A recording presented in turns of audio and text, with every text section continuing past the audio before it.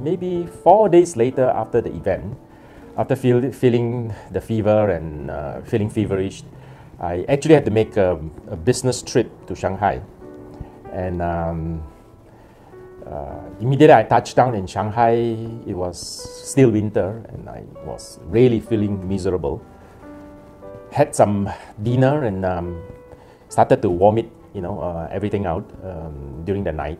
So I thought it was food poisoning and so forth. So didn't bother, took some medication again, and well, long story short, I was there for 5 days almost. Survived on Panadols and kind of on-off fever, but I managed and survived for that duration. Managed to come back over the weekend, and temperature was subsiding for a while. But the following day when I woke up, the temperature was really shot up. Didn't feel that great. But the stubborn me did not bother to really go and see a doctor until the weekend was over. On Monday, I told myself, if I still have this fever, I'm going to find a GP. That was the first kind of, if you may, realization that possibility I may have, because I've never really got a fever, which is now lasting about total about almost 10 days. Sorry, about 8 days not at that point of time.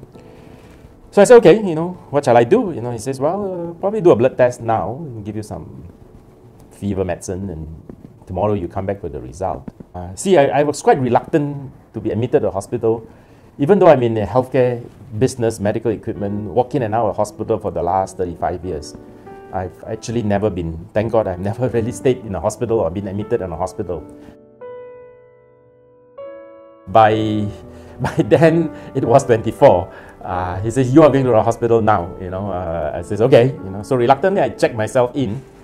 By now, I think all of us know, and I know then, that there's really no cure for dengue except to monitor the blood platelets and just make sure that I don't become if it goes below 20, if I understand it correctly, then it can become hemorrhagic and then can become fatal. So I stayed in the hospital, thank God, for 4 days, 3 nights, 4 days. Totally felt miserable. I went down. I think it went down to almost that time 20 already. And whole body was like weak. I couldn't hardly wake. I could hardly wake up. Of course, I was on drip. Obviously, couldn't eat at all. Don't feel like eating. I think if I had something that I can know, that I can test myself with some certainty, I believe I wouldn't have gone for my trip. I think it was on thinking back, quite a high risk to just go over to Shanghai, especially. If I had known earlier, I really wouldn't have made the trip and endanger my lives.